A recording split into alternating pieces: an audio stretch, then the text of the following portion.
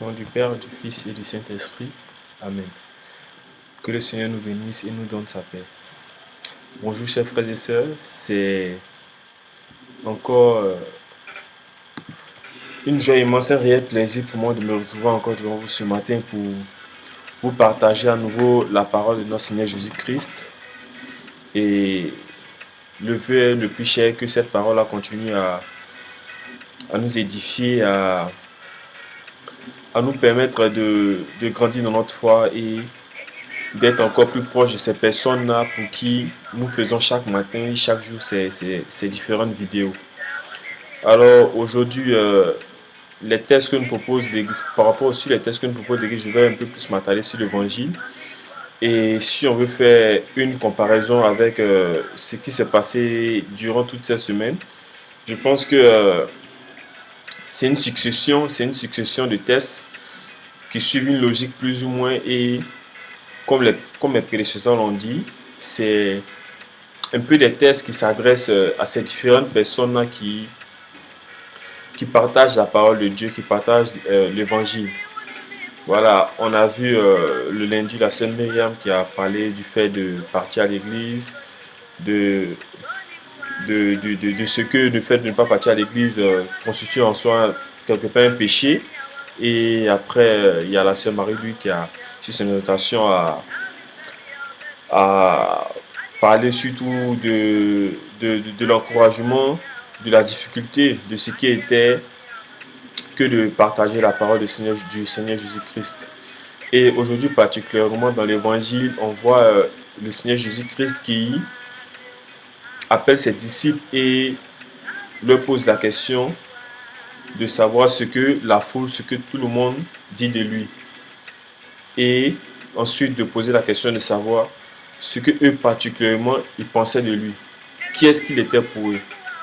Et je pense que, comme je le disais au début, c'est une succession de tests. Donc, voilà, au début, tous ces tests depuis lundi ne font que nous rapprocher justement de ce moment-là, de cette question que nous serons amenés un jour à nous poser. Nous partons à l'église, nous prêchons chaque jour, nous parlons de Jésus-Christ. Qu'est-ce qui représente pour nous? Ou bien qui est-ce qu'il est pour nous justement? C'est là que se résume tout le point. C'est là que doit se focaliser notre intérêt. Et il est clair qu'à un moment ou un autre, on doit forcément s'asseoir et en réfléchissant se demander, mais qui est ce Christ-là pour nous? Est-ce quelqu'un qui, comme la sœur Marie l'a dit dans son exhortation, prêcher la parole de Dieu, ce n'est pas quelque chose de facile parce qu'on est confronté parfois à des situations qui peuvent nous amener à nous décourager. Mais justement, on peut se dire par moment, est-ce que suivre le Christ, c'est forcément ça? C'est le suivre, ça veut dire demeurer dans ces différentes péripéties, demeurer dans ces différentes choses-là qui nous font souffrir, je vais dire, une griffe. Parfois aussi qui nous donnent la joie pour certaines personnes. C'est justement ça. Et il advient que nous devons nous dire que le Christ, comme on le dit, bon, c'est un ensemble de choses. On ne sait jamais de le découvrir. Mais le but premier du Christ, c'est déjà nous faire comprendre que lui, il est toujours là pour nous. Il est toujours à nos côtés. Et en toute chose, il est celui-là qui a décidé de prendre sur lui tous nos péchés pour pouvoir nous racheter. Voilà. Et déjà, en nous mettant cette idée en tête, on comprendra que le Christ n'est nul autre que notre ami, n'est nul autre que cette personne-là qui voudrait nous guider. C'est la réponse que moi particulièrement j'ai trouvée de mon côté. Et je pense qu'il conviendrait que chacun se pose la question, qui est le Christ pour moi? Pourquoi est-ce que je le suis? Pourquoi est-ce que je le suis? Comprendre la raison, la vocation qui nous est donnée justement. Et c'est cela qui nous permettra demain de continuer à perpétuer son œuvre. Comme la sœur Marie l'a dit, autour de nous, autour de nos frères. par notre comportement, par notre façon de vivre.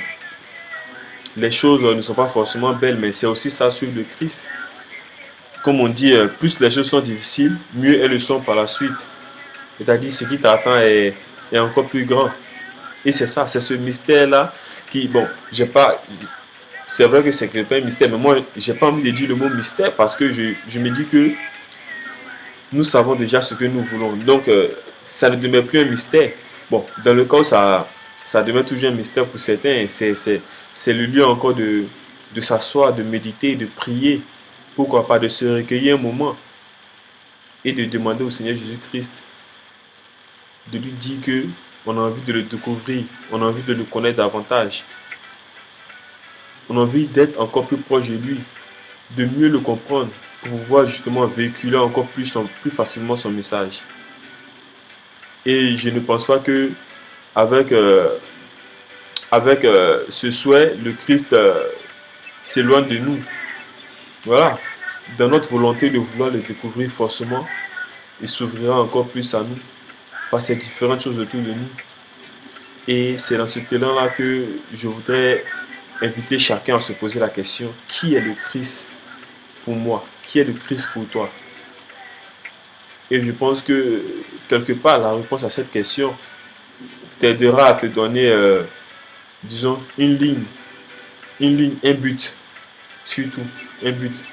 Parce que quand quelque part tu comprends l'homme, quand quelque part tu comprends ce qu'il est, tu ne peux que être content, tu ne peux qu'être joyeux dans, dans le ministère que tu t'es fixé parce que tu sais ce pourquoi tu viens t'asseoir chaque jour pour parler, tu sais ce pourquoi tu fais certaines choses, tu sais ce pourquoi tu fais certains sacrifices. Voilà, et c'est surtout de cela qu'il est question. Qui est le Christ pour nous? Cherchons à le trouver davantage pour être encore plus proche de lui. Je ne vais pas être trop long.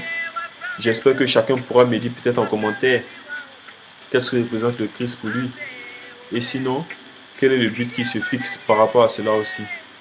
Alors que le Seigneur nous garde, qu'il nous guide et qu'il nous permette encore d'être encore plus proche de lui. Shalom.